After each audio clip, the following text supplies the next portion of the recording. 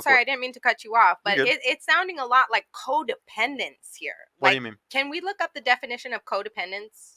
Have you read the book Codependent No More? No, Never but read that. can you tell me a Haven't read synopsis? that. It's pretty much about how it's actually about addicts, like drug addicts, alcohol addicts, and it bases off of how they are dependent on this drug or alcohol. But if you read it in a relationship perspective, it's a lot like I depend on my partner to give me things and I abuse it.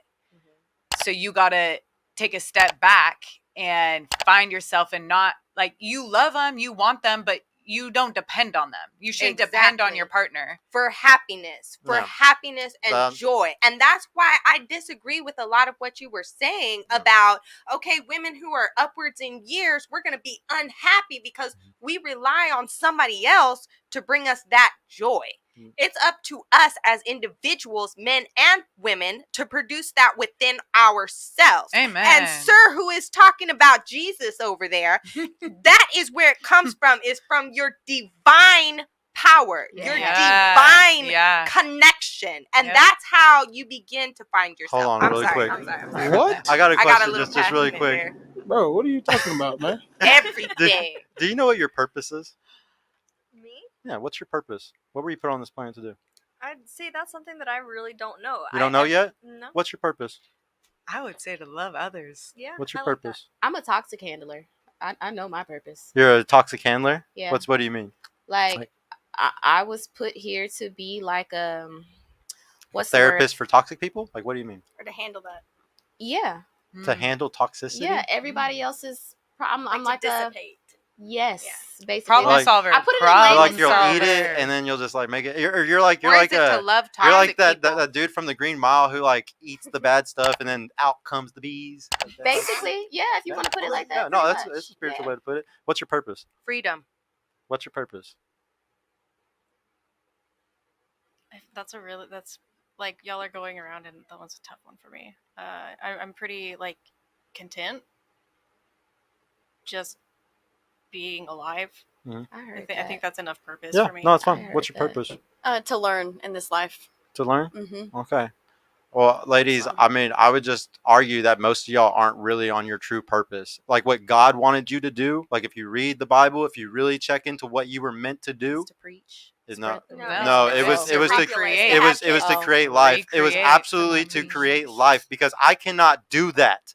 If all women had y'all's mentalities, hold on. If all women had y'all's mentalities right now, what the fuck would happen to the planet in 100 years? Why are some there would be hold on. There would be no more life. There would be. I said I want marriage and kids. Yeah, What are you saying, y'all? Yeah, I know, but I'm telling you, you need to make it your purpose for these things because if the reason why the world is so messed up today is because we're often hedonism, freedom, thinking that we want to do all this other stuff because I'm selfish. I want to do what I want, what makes me happy. That's not the truth, though. The truth of reality is that that's selfish and that you really need to devote yourself to other people. You really need to be selfless for the world to become a better place. Everybody's making the world worse with this selfish attitude today. Go ahead. Well, I said my purpose was to love people. And okay, I think, if that's loving a family and kids, that's fine, yeah. But I think that where we struggle right now in society of wanting to recreate is the world that we are putting these children in. Different. That, like, where I grew up, I didn't grow up with phones, so I was outside. I was reading. I had chores. Like, nowadays, it's all about what they're doing on the internet, what my friends are doing on the internet. It's like they're so addicted to the phones that it's just a different world. So when I think about, I want kids, but when I think about putting kids in this world, I know I can do my part and I can be the mother that I can be. And I'm going to pick a father that can do the same for them. But it's 10%. But right? I'm only there for so much. Like they're going to be in school and they're going to be watching their friends and they're going to be learning from their surroundings. And if their surroundings are addicted to their phones and learning everything and on the internet freely at 10 years old, That's scary. I know. That is scary. I know. That's why this takes doing something that every parent before us has been scared to fucking do. Yeah, Okay. And that's cut them off from the technology. That's building a tribe of people that all have similar beliefs. Yeah. And that's the problem is it's really hard to find tribes of families and that all have similar beliefs. And we're like, hey, we need to pull away from all this shit. We need to pull away from public schools and all these things. And it costs money. So the people that are going to pull forward in the future are the people that are the guys on their purpose that are getting the fucking money, the women on their purpose that are making kids with them, and they're building huge families together because then they're all gonna work with each other, and the kids are gonna be all around each other, and they're all gonna be raised in a whole different environment than the public school system. It takes a community. It takes a huge community, and like the problem is we have this defeatist mentality of it's so bad we can never change it. It's so fucked up. Like I deal with this every day on the internet. Like even in my own the male space where guys are supposed to be problem solvers, solution based men. I still have to convince them every day that we have to get into politics, that we have to get into certain things because people do not, we have this nihilistic mentality of, oh, the world's done for. We're fucked. It's over. Just let it keep going. But was that not in the Bible? But I don't see it like that. No. I don't see when I think of like being scared of bringing kids in, like I think about who I was when I was a kid and I was sheltered. I didn't have a MySpace. I didn't have a Facebook. I was sheltered. But I would still go to my friend's house and create a MySpace. So it's like you can do your part, and I can say. That's why I said like the community has to be very deep. Like you still had ties to people. See, and like I was bringing this up earlier, I was telling y'all. Life is 60% your genetics, 30% your peer group, and 10% your parents. It's mostly your peer group then that actually influences you at that point. I swing far left. So if your parents aren't watching who the kids are with and watching heavily what they're doing, talking to the other parents and say, hey, do you make sure your kids are also not doing this shit? How do you watch their iPads? How are you keeping track of all this shit? You shouldn't even give them iPads. That's the problem. Yeah. Like that's the issue. Like my daughter doesn't use a fucking iPad. It's stupid. It comes down to lazy parenting. Yes, it is. See, I don't always blame the parent because the thing is, they're pushing kids once again. Shit. We always love to point fingers at the parents, at the school system, at the men, at the women. We love or racial or political, right versus left. We love to sit here and make it very polarizing when that's not really what's going on. The real issue is the 1%, the devaluing of the dollar to the point where the parents had to go work their ass off and they can barely afford to live. What my father had 20 years ago, for his cost of living and shit, it's insane today. Okay. It's way worse than it is today. So we need to stop getting mad at each other and realize, oh, it's the government, it's the powers that be that are causing all this shit. And if we team up together, we can stop it. But nobody does. They're very good at making us hate each other. They're very good at making men and women hate the fuck out of each other. That's the word of politics. It goes What's your purpose? Brainwash, like you said. A lot of people are fucking brainwashed. Yeah. I remember I had a conversation with my dad not too long ago, and I pretty much broke that down about how I wasn't just put here to work. And I tried to explain this whole thing, and he was like, honey, you're really crazy. And I was like, no. What do they say? Live to or work to live, not live to work. God put us here to work. The rat race, man to work as soon as man got here. He put man to work though, and when you said woman is his helper. We were talking about the Bible a second ago, and there's something that I just read recently, and it's the Adam and Eve thing, and it's like Adam was put on the earth first, right? And God said, I'm going to put someone here that's going to help you keep going. That's going to help you survive. And that's going to better you. The world. Yeah, just keep what about generations? What does that take? What does it take to keep the world going? What does it take to build generations? Actually, you're like bringing up a really good point. Like, and since you're bringing that too, it kind of comes perfectly together with what I'm about to tell y'all. So that story in the Bible is very, very confusing to most people. Like a lot of people hear like the story of Adam and Eve and y'all think it's all these things, the snake in the tree of knowledge and all this stuff.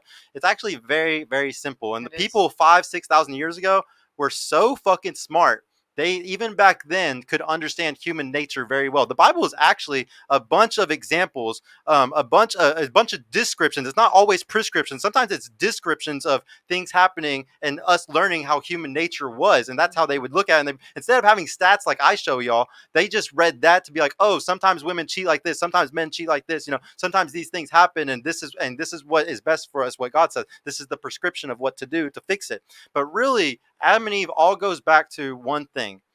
If the woman falls to temptation, both of us fall out of balance with nature. We are both fucked. Even back then, 6,000 years ago, those Jewish fucks could fucking tell that if a woman went and slept around, it fucked up the whole society, the whole community. David was God's favorite king And what about kings who had multiple wives? Once again, so like he's a perfect example of a description. Like a lot of bad things happen because of that, you know. So like a lot of people don't understand the Bible. Like it's really sad because if you really read everything, it really makes a whole lot of sense. But people don't read the context of everything. Like some people will just read verses or read certain things. You need to read who wrote the book, where he wrote it, why he was there, what was going on at the time period, what wars were going on and shit. Because that's what makes you understand the actual stories in it, and you understand what's descriptive and what's actually prescriptive. Like, but once again, let me go back to the Adam and Eve thing. Okay, it's falling to temptation. If y'all fall to temptation, if a guy tempts you and you give yourself up, we fall into a loop of hedonism,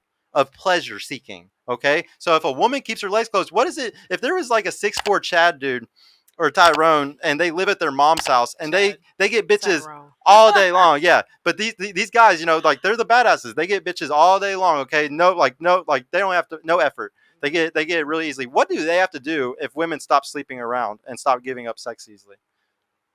Gotta try harder. They have to become better men, right? Yeah. They can't just be little bums on their But mom's couch, are they really right? better men? Are they really better men, or are they becoming that? They're one of the corporate giants that I love. But these corporate beasts that cover up their true intentions because they know they want something and they know how to get that shit. Jesus Christ, that was the craziest straw man I've ever seen in my life. Hey y'all, Sergio here. I just want to mention I've created a completely free guide that shows you exactly how I went from having low confidence and being painfully awkward around women to easily meeting and dating numerous high quality desirable women in real life without the use of any dating apps or social media. So if you're struggling to get out there, if you have approach anxiety or don't know what to say or how to interact with women to make them want you and are sick of using dating apps with low value girls that hundreds of other guys have been chatting with, click the link in the description below to grab your free guide right now. And if you want private mentorship with me personally to help guide you every step of the way in this process, check out my mentorship program in the description too. I would be happy to help you reach your dating goals and overcome any obstacle you may face. And trust me, if I can do it, you can do it too. I hope to see you soon. Peace out.